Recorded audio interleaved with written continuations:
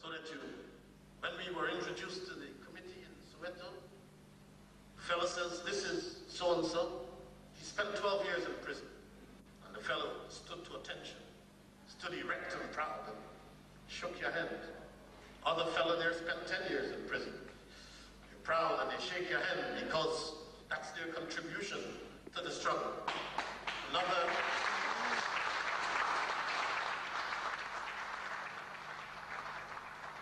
fellow came up in a sharp suit, a young fellow, looked all embarrassed. What's the matter? He hadn't been to prison. And I think Jesse Jackson says, where you been, son? What you been doing? And he very apologetically said, well, he's a lawyer and he was helping people and so on. But the fact of the matter is that people judge you on the length of time you spent in prison. And I can tell you that the situation in Soweto is at boiling point. Any moment, things can explode. The fact of the matter is that the ANC and the other movements have been organizing on the ground. Now that the clerk has unbanned the ANC, I think that they're in for a lot of trouble. Because people will be able for the first time to organize openly, and nobody knows what that will be. But we had a little taste of what it could be.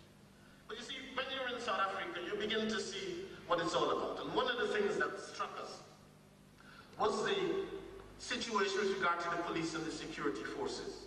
What I call the unreliability of the police. We were told that a few days before the British Embassy had been attacked, the British Embassy in Cape Town. The British Embassy is in a white area, which is regularly patrolled by police officers. It was on a Sunday, and right-wingers managed to get to the British Embassy. They shut up the windows. They managed to have enough time to paint slogans on the wall and on the gate. And they ran up a flag, an old Boer flag from the Boer War. And they were able to do all this without even being spotted by anyone, and no police occurred. And it is quite obvious that the police are part and parcel of the right-wing element within the country. We were told about the attack on people in the British Council in Johannesburg.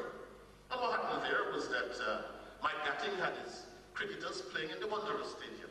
And in fact, Jesse and I were supposed to address a rally the next day, but the magistrate cancelled or wouldn't give permission, so we couldn't go.